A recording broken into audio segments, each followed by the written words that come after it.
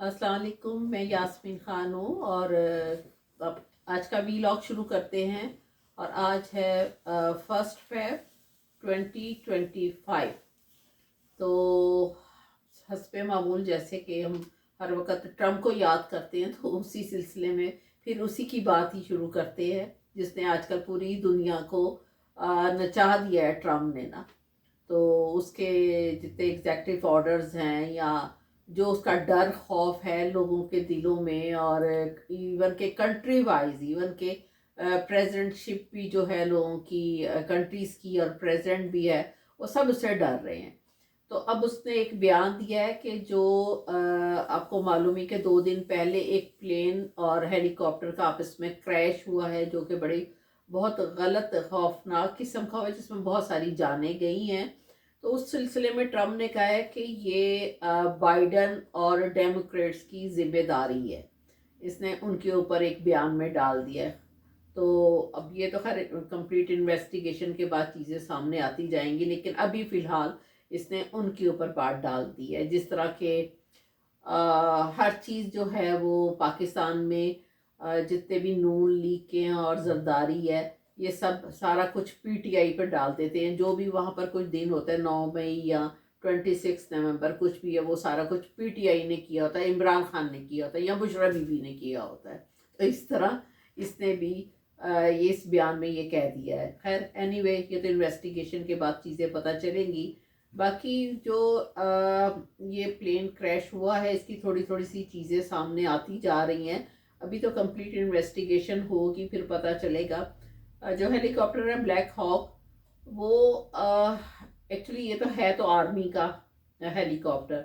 और ये कह रहे हैं कि जी इसकी ये ट्रेनिंग पर था। अब ट्रेनिंग पर अगर एक या दो बंदे बैठे हुए अंदर, लेकिन वो कंप्लीटली हेलीकॉप्टर को अकेले लेके नहीं जा सकते जब तक कि एज ए रूल्स उनके साथ कोई एक्सपर्ट पायलट ना साथ बैठा हुआ हो। तो दूसरा उनका ज़मीन में भी 7 मेन टावर के साथ इनका कनेक्शन होता है कम्प्लीटली। और सुनने में अभी ये आया है, जितनी भी न्यूज़ हैं, इन्वेस्टिगेशन हो रही है कि जो दूसरा प्लेन था 5342 अमेरिकन ईगल एयरलाइन का, तो वो जब जा रहा था और वो लैंडिंग करने सही लगा था और उसमें कोई प्रॉब्लम नहीं थी, उसकी लाइट्स भी ऑन थी, पता भी चल रहा था कि एक प्लेन आ रहा है। और इसको हेलीकॉप्टर को इसके नीचे टावर से इसको इंस्ट्रक्शन जैसे कि साथ साथ दी जाती, इसको दी गई है कि ये सामने आ रहा है तो तुम इसके पीछे से चले जाओ, क्योंकि हेलीकॉप्टर आसानी से जा सकता है। वो तो वहां चाहे तो खड़ा भी हो सकता है, ऊपर भी जा सकता है, नीचे दाएं बाएं पीछे हर जगह हेलीकॉप्टर का फंक्शन ही इस तरह का होता है। उसको इंस्ट्रक्शन भी दी गई हैं, लेकिन वो पता नहीं कितना कोई अक्लमंद समझदार बंदा बैठा हुआ था, जाके बीच में घुसा है। उसने कहा मैंने छोड़ना ही कुछ नहीं, खुद भी गया, उन लोगों को भी मारा। तो उसने इस तरह जाके बीच में टकराया है। और सबको ही पता है कि इस बात का कि 67 लोग जो है, वो बहुत दुख है कि उन लोगों की डेथ हो गई है बीच में। वो खुद भी गया है और एक पाकिस्तानी लड़की भी, हमाद, मिसिज हमाद भी गई हैं, जो कि 26 साल थी, जिसका भी बहुत अफसोस है। तो अब इसका ब्लैक बॉक्स मिल गया है। अब ब्लैक बॉक्स के लिए ऑर्डर इशू कर दिए गए हैं, जो कि FFA है, इनकी फेडरल एविएशन एडमिनिस्ट्रेशन, कि उसकी सारी इन्वेस्टिगेशन की जाए। उसको 30 डेज लगते हैं। तो अब 30 डेज बाद उस ब्लैक बॉक्स से पता चलेगा कि क्या क्या राब्ता हुआ और क्या क्या इस पे चीज़ें हुई और क्यों हुआ है ये क्रैश ना। तो ये मैंने कहा आपको थोड़े से बताऊं कि ब्लैक बॉक्स जो है वो मिलने से अब फर्दर इन्वेस्टिगेशन शुरू हो गई। और with in 30 days, I mean एक दिन तो वैसे ही गुजर गया, तो अब 29 डेज बाद इसका रिजल्ट आ जाएगा।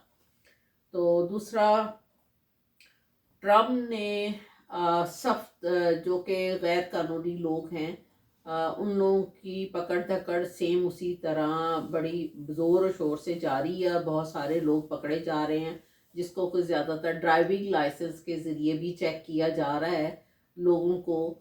और जहाँ जहाँ उन लोगों को शक पड़ता है, और कुछ उन लोगों ने 2-3 महीने पहले से ही ये टारगेटिंग शुरू की हुई थी इनकी, कि कहाँ पर हैं ज़्यादा लोग बैठे हुए, अपार्टमेंट्स में हैं या इधर उधर साथ मिलजुल कर लोग रह रहे हैं।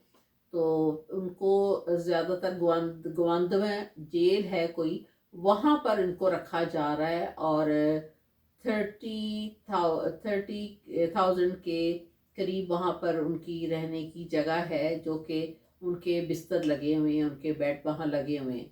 तो वहाँ पर रखा जा रहा है और बड़ी ज़बरदस्त उनकी उनको कुछ को कफ भी, हैंड कफ भी लगाया जा रहा है, कुछ को पाँव में भी लगाया जा रहा है और इस तरह करके। और उसमें क्रिमिनल लोग भी हैं और जो दहशतगर्द और जिन्होंने बड़े मुजाहरों में लास्ट टाइम जब इसका टाइम था तो वो तोड़ फोड़ भी की थी और बड़ा कुछ हुआ था, इस तरह के जिनके ज़्यादा जराइम हैं उनको भी पकड़ा जा रहा है। तो इस तरह उनको गिरफ्तार करके वहाँ पर रखा जा रहा है और भेजा जा रहा है।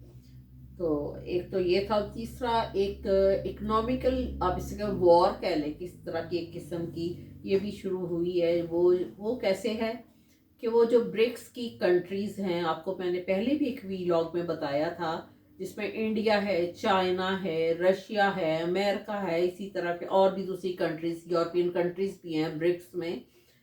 तो उनका जो सामान यहाँ आता है इंपोर्ट एक्सपोर्ट का, तो उस सिलसिले में ट्रम्प ने ये इंस्ट्रक्शंस की हैं कि हमें इतना इसका टैरिफ चाहिए, अगर नहीं तो हम आपके सामान पर 100% भी टैरिफ लगा देंगे, फिर देखते हैं कि आप लोग कैसे बिजनेस करते हैं।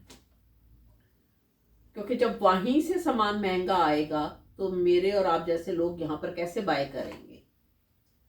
तो शिपमेंट चार्जेस हो जाएंगे, दूसरे चार्जेस हो जाएंगे। जब आपको एक दफ़ा मैंने एक वीलॉग में बताया था, आई थिंक सो 12 दिसंबर की है शायद ये वीलॉग, के केनाल का, के वहाँ से केनाल पोर्ट है इनकी एक, वहाँ से जो सामान आता है शिपमेंट का, वो सारे टैक्सेस और टोल टैक्स और जितने भी हैं उसके सारे एक्सपेंसेस बर्दाश्त करने पड़ते हैं। तो वो मैं बढ़ा दूंगा। तो अब वो यही कह रहा है कि मैं इसका टैरिफ बढ़ा दूंगा, तो फिर देखते हैं कि इन कंट्रीज़ के किस तरह सामान यहाँ बिकता है।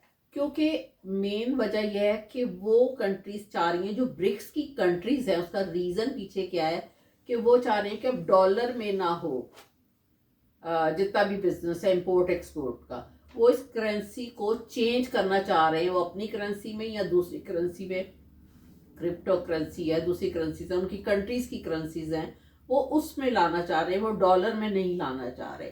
तो अगर वो डॉलर में नहीं लाएंगे तो फिर वो अमेरिका को बहुत नुकसान पहुंचता है। तो वो कहता है कि फिर मैं इसके टैरिफ बढ़ा दूंगा, टैक्स बढ़ा दूंगा, इस तरह की चीज़ें मैं बढ़ा दूंगा, फिर देखता हूँ कि आप लोग कैसे बिजनेस करते हैं। और आप लोगों का कोई 4,000 अरब यानी कि 4,000 बिलियन डॉलर का यहाँ पर सामान आता है अमेरिका में, तो वो सारा बंद हो जाएगा। जब वो हो जाएगा बंद, जाहिर है इतना महंगा आएगा कोई भी नहीं लेगा, तो आप लोग वैसे ही इकोनॉमिकली नीचे चले जाएंगे। तो ये इकोनॉमिकली एक वॉर है जो कि ट्रम्प उनको थ्रेट करके और जीतना चाह रहा है। तो आपको पता ही है कि सबसे ज़्यादा यहाँ सामान चाइना का आता है, इंडिया का आता है। तो और वो इससे कमा रहे हैं, पैसा कमा रहे हैं, और हम सब उन लोगों की चीज़ें यूज़ कर रहे हैं। तो अगर वो अपनी करेंसी में करेंगे तो अमेरिका का डॉलर डाउन हो जाएगा। इसलिए उसने ये उनको भी धमका दिया और कह दिया है। तो इस तरह एक मोदी, इंडिया का जो मोदी है वो आ रहा है अब इसको मिलने के लिए। वो सिर्फ मेन रीज़न ये है कि इसने कहा है कि मैंने इतना टैरिफ लेना है और इसी करेंसी में करना है। और वो आपको पता है इंडिया का बहुत ज़्यादा सामान यहाँ अमेरिका में आता है। तो वो अगर उसे कहता है कि तुम्हें ये प्रॉब्लम है तो तुम आके यहाँ पर आकर इंडस्ट्री लगाओ, यहाँ आकर काम करो और फिर यहाँ पर पैसे कमाओ तुम ना, तो अपना तुम प्रॉफिट अपना रखो, हमें हमारा मिले। तो वो इस चीज़ की कंप्लीट इसको कुछ फाइनलाइज करने के लिए वो यहाँ पर इस पे मिलने आ रहा है मोदी को, ट्रम्प को। तो अब हम थोड़ा सा इसकी भी न्यूज़ ले लेते हैं, डोमेस्टिक न्यूज़, क्योंकि वीलॉग ज़्यादा लंबा ना हो जाए। तो आपको पता ही है कि इमरान खान तो जेल में है बेचारा। तो उसने वहाँ से 350 पेजेस का एक बहुत बड़ा लेटर कह लेंगे, इतने की तो एक कॉपी बन जाती है, छोटी सी बुक बन जाती है, जो इतना लंबा चौड़ा उसने लेटर लिखा है सुप्रीम कोर्ट के चीफ जस्टिस याहिया को। तो उसमें सारी सूरत हाल उसने लिखी है कि मुल्क में, कंट्री में किस तरह के कॉन्स्टिट्यूशन चल रहा है, उसकी कितनी तोड़फोड़ की गई है, तरमीमी बिल दिए गए हैं, फिर उसके बाद कोई लॉ एंड ऑर्डर नहीं है उस मुल्क में, तो कितना जुल्म सितम मुल्क में हो रहा है, लोगों को पकड़ा जा रहा है। उसने सारी उसमें डिटेल बयान की है, किस तरह पुलिस का डिपार्टमेंट, बाकी इदारे, मुल्क के बाकी जितने भी इदारे हैं, उनको किस तरह अपने अंडर में लेके काम लिया जा रहा है और कोई कानून नहीं। उसने सारा इस तरह का लेटर लिखा है और लिख के तो उसने वहाँ भिजवाया है। तो जो पहले सुप्रीम कोर्ट के रजिस्ट्रार बैठा होता है, तो असूली तौर पर ये उसको जाता है, वो उसको रिसीव करता है, फिर वो सुप्रीम कोर्ट के चीफ जस्टिस को पहुंचाता है। तो उसने पहले रजिस्ट्रार ने लेने से इनकार कर दिया, तो जब इनकार कर दिया तो फिर उसको बाय पोस्ट भेजा गया, तो वो रिसीव हो गया। जाहिर अब पोस्टमैन आएगा तो लेटर तो रिसीव होगा। वो लेटर क्या एक किस्म की बुक ही होगी ना, जो 350 सफ़ों की लिखी गई है, उसमें कितनी ज़्यादा डिटेल इमरान खान ने उसमें दी गई है ना, एक एक चीज़ की। तो अब उसको महसूल होगी, लेकिन वो मेरा नहीं ख्याल कि वो भी कुछ करेगा। जिसका रजिस्ट्रार ने लेने से इनकार कर दिया, तो उसके ऊपर वाले ने क्या करना, उसकी भी इतनी अथॉरिटी है, तो उसने इनकार किया ना। अदरवाइज जब चीफ जस्टिस के नाम आ रहा है तो उसका फर्ज बनता है उसको रिसीव करे। तो इस तरह के तो कानून और काम हो रहे हैं वहाँ पर। तो एक न्यूज़ ये भी थी कि इमरान रियाज खान, आपको पता ही, एक जर्नलिस्ट है जिस पर के काफ़ी सख्ती और जुल्म पाकिस्तान में हो चुके थे। तो वो उसने अपनी फैमिली को पहले ही सेफ साइड के लिए उस कंट्री से भिजवाया है कुछ अरसा पहले, क्योंकि वो यहाँ से मूव करना चाह रहा था। उसके भी कुछ क्लिप सुने हैं जिससे पता चला है कि वो काफ़ी प्रॉब्लम में था और उसकी जान पर ख़तरा था। तो वो इंग्लैंड पहुंच चुका है और उसने अपनी एक रास्ते में से एक पिक्चर जो है वो की है, अपलोड की है, जो कि देखने में आई है कि वो किस हालात में उसने अपना हुलिया चेंज किया ताकि मैं इतना पहचाना ना जाऊं, क्योंकि उसको तो वैसे नहीं किसी ने जाने देना था। तो बड़ी काफ़ी सारी मुश्किलों के बाद वो वहाँ पर पहुँच गया। तो आप आइए उसकी थोड़ी सी एक पिक्चर देखते हैं ताकि आपको उससे आइडिया हो कि उसने अपने आप को किस तरह चेंज करके तो वो पाकिस्तान से निकला है।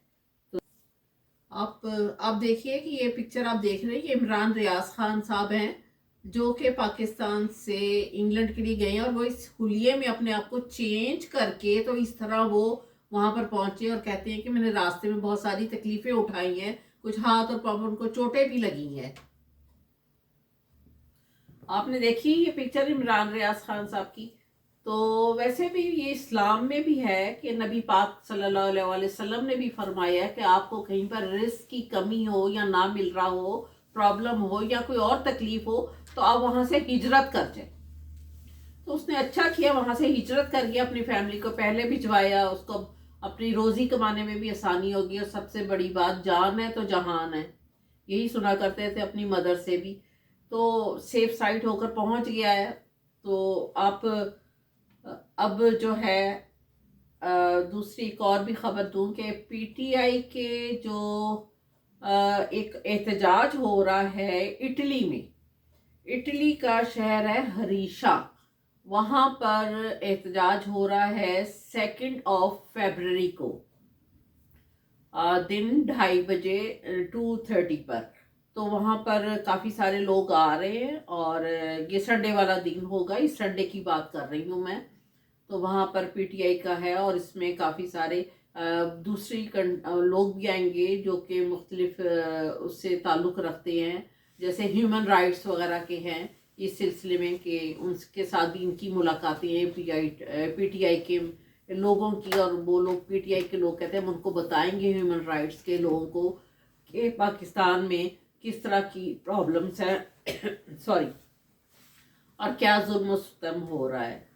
तो जिसने पहुंचना है और वो इजीली जा सकता है, या इटली में ही रहने वाले लोग वो तो आसानी से चले जाएंगे। और दूसरा भी कोई जाना चाहता है तो वो है इटली का शहर हरीशा, जहाँ पर ये हो रहा है एहतजाज 2 फरवरी को दोपहर के आफ्टरनून के टाइम पर 2:30 पर।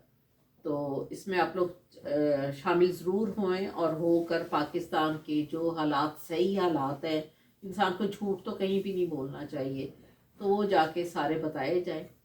तो एक न्यूज़ है जो कि है तो वैसे इंटरनेशनल, लेकिन वो उस टाइम बतानी थी, बीच में भूल गई, लेकिन चले अब बता देती हूँ कि जैसे फेसबुक है और गूगल्स है, इंस्टाग्राम है, इस तरह की एक कंपनी और भी है, उसको मेटा कहते हैं। अब उसका प्रॉब्लम था ट्रम्प के साथ, जब ट्रम्प पहले आया था तो ट्रम्प ने उसके 2021 में जो अकाउंट्स थे वो उसके फ्रीज कर दिए थे मेटा कंपनी ने। अब जब वो उसके कर दिए फ्रीज, तो इन दोनों के दरमियान प्रॉब्लम चल रही थी। और यहाँ पर इस तरह होता है कि अगर कोई मुकदमा किया जाता है तो आपस में वो टाइम देते हैं कि आपस में आप लोग कंप्रोमाइज़ कर लें। तो इस तरह फिर इन दोनों ने अब कंप्रोमाइज़ कर लिया है, जो कि मेटा कंपनी के जो मालिक है उसने एक्सेप्ट कर लिया, और वो 25,000 मिलियन डॉलर जो है वो अब ट्रम्प को वो पे कर रहा है। तो इन दोनों के दरमियान में इस तरह का समझौता होकर तो वो उनका पहला मसला ख़त्म हो जाएगा, और वो 25,000 मिलियन डॉलर ट्रम्प को पे करेगा। ये सोशल अकाउंट था जो कि ट्रम्प ने उसके ऊपर उसके अकाउंट फ्रीज किए थे।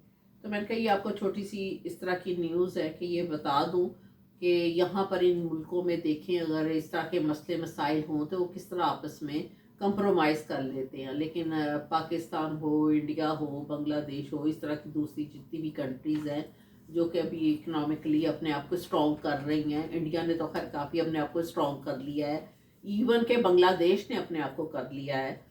तो ये लोग तो मारने मराने पर आ जाते हैं, कोई पैसे का लेन देन की कोई बात हो वो आपस में कंप्रोमाइज़ नहीं करेंगे, वो बैठ कर आप आपस में इसको हल नहीं करेंगे कि किसका क्या राइट बनता है तो हम उसको वो दें। वो चलो जी उसको उड़ा दो, उसको मार दो, उसको गोली मार दो, उसकी टांगे काट दो, वो वहाँ पर इस तरह के काम होते हैं। तो ये देखिए कितना डिफरेंस है यहाँ के और उनके माइंड में, और कितनी लाइफ चेंज है, कितना माइंड चेंज है सबका ना।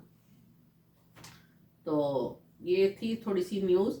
और इंशाल्लाह अगला जो वीलॉग है, अब तो वैसे भी रमज़ान शरीफ आने वाले हैं और वीलॉग और भी छोटे करने पड़ेंगे, क्योंकि खाली इन्हीं के पीछे नहीं हमने जाना, हमने अपने अल्लाह की भी याद करनी है। आगे ऑलरेडी बहुत खर्च हो रहा है, तो कोशिश यही होगी कि मिनिमम टाइम में मैक्सिमम चीज़ें जो हैं वो एक एक लाइन करके आपको बता दी जाए, और आप एक ही वीलॉग सुनने से आपको काफ़ी सारी इंफॉर्मेशन और नॉलेज मिल जाए।